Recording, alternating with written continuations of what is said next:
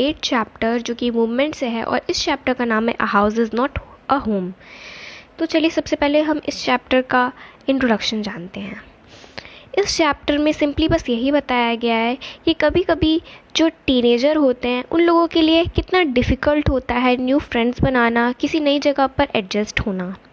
वो लोग बहुत ही लोनली फील करने लगते हैं और डिप्रेस्ड भी हो जाते हैं कभी कभी।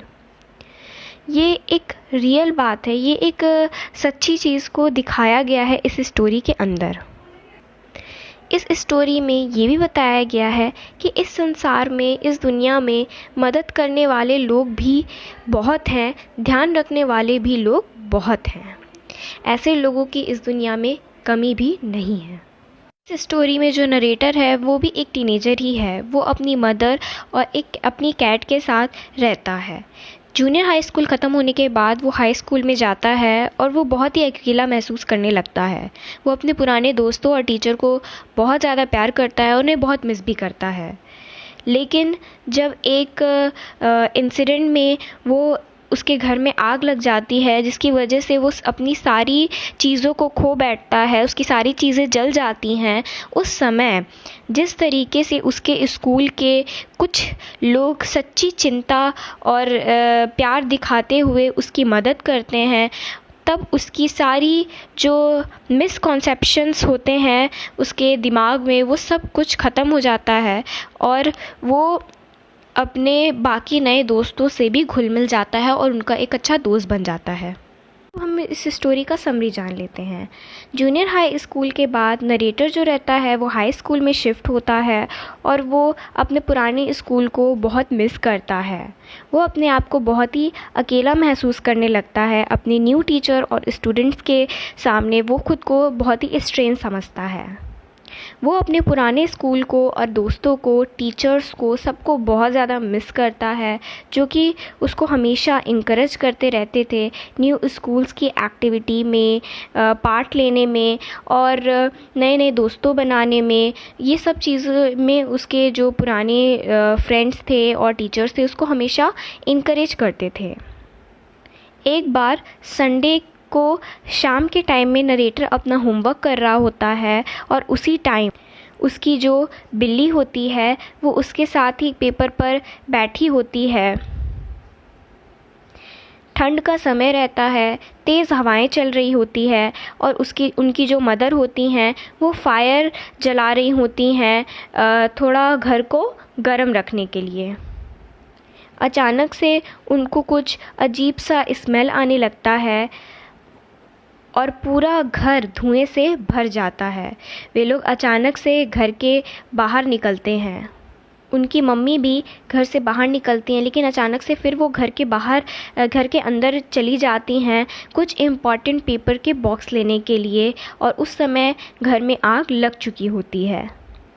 नरेटर जो होते हैं वो नेबर के पास जाते हैं और फायर डिपार्टमेंट को कॉल करते हैं। वे लोग जल्दी से वहाँ पहुँच जाते हैं। उनकी जो मदर होती हैं वो फिर से जलते हुए घर में अंदर जाने लगती हैं कुछ लेटर और उनके फादर के फ़ोटोज़ लेने के लिए, जो कि अब इस दुनिया में नहीं हैं। नरेटर भी उनके पीछे पीछे जाते हैं, लेकिन फायरमैन उनको स्टॉप कर लेते हैं, उनको वहीं पर रोक लेते हैं। वो उनकी मदर को भी वहाँ लाते हैं और उनको ऑक्सीजन देते हैं। नरेटर अपनी मदर को कस के हग कर लेते हैं। पूरा घर बहुत बुरी तरीके से जल चुका होता है, कुछ भी बचा नहीं होता है और वो अपनी बिल्ली को भी खो देते हैं। जो उनकी मदर होती हैं और नरेटर होते हैं वो दोनों लोग पूरी रात अपने कार में फायरमैन के ब्लैंकेट के साथ बिताते हैं।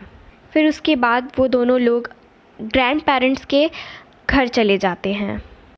उनकी मदर उनको थोड़ा फ़ोर्स करती हैं और उनके फ़ोर्स करने की वजह से नरेटर स्कूल चले जाते हैं अपने पुराने ड्रेस को पहनकर और शूज़ पहनकर, और वो दिखने में थोड़े से वियर्ड और अजीब से दिखते हैं और बहुत एम्बैरेस फ़ील करते हैं। उनके सारे बैंक बुक्स और आइडेंटिफिकेशन सब कुछ जल गया होता है। वो लोग अपने ग्रैंड पेरेंट्स से कुछ पैसे बोरो करते हैं और उसी अपार्टमेंट में एक घर रेंट पर ले लेते हैं। जो नरेटर होते हैं वो अपने जले हुए घर में जाते हैं ये देखने के लिए कि कहीं उनकी कैट उनको वापस मिल जाए। उनके जो घर जला हुआ रहता है इसका न्यूज़ जो रहता है वो उनके पूरे स्कूल में फैल जाता है और जो वहाँ के लोग होते हैं वो उनको कुछ गिफ्ट्स देते हैं, जैसे कि क्लॉथ्स, नई बुक्स और स्कूल के कुछ चीज़ें उनको गिफ्ट देते हैं। ये थोड़ा थोड़ा क्रिसमस की तरह उनको लगता है, जैसे कि उनको सारे गिफ्ट मिल रहे हैं। सारे लोग उनको अपने घर भी इनवाइट करते हैं।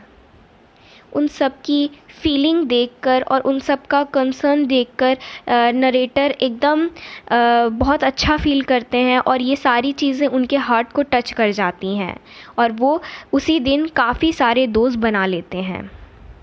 कुछ महीने बाद वो नरेटर और उनके कुछ फ्रेंड्स उनके जले हुए घर को देखने के लिए जाते हैं जो कि दोबारा से रीबिल्ड हो रहा होता है।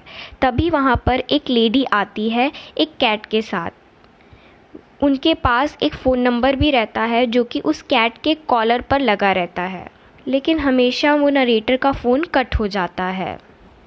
वो जो लेडी रहती है वो कई बार वो बहुत ही परेशानी से गुज़र रही होती है। वो उसका एड्रेस खोजते खोजते किसी तरीके से उस एड्रेस पे पहुंच जाती हैं और उसी समय वो नरेटर भी वहीं रहते हैं और फाइनली उन नरेटर को उनकी बिल्ली मिल जाती है। ये सारी ट्रेजेडी जो उनके साथ हुई रहती है उससे नरेटर की जो फीलिंग होती है वो एकदम चेंज हो जाता है। उनके मन में जो भी मिसकॉन्सेप्शन होता है वो सब कुछ चेंज हो जाता है और वो अब बिल्कुल भी डिप्रेस्ड नहीं होते हैं। वो अब बहुत ज़्यादा खुश होते हैं अपनी लाइफ से और अपने नए नए दोस्तों के साथ भी वो बहुत खुश होते हैं और उस दयालु जो लेडी होती है, जो काइंड लेडी है जिसने उनकी बिल्ली लौटाई होती है, वो उससे भी बहुत खुश होते हैं और उनका दोबारा से अपनी एक नई लाइफ के लिए एक इंटरेस्ट क्रिएट हो जाता है। उनके सारे मिसकॉन्सेप्शन हट जाते हैं और वो बिल्कुल भी डिप्रेस नहीं होते हैं। इसी के साथ ये स्टोरी यहीं पर ख़त्म हो जाती है। अगर वीडियो अच्छी लगी तो लाइक शेयर सब्सक्राइब करें। Thanks for watching.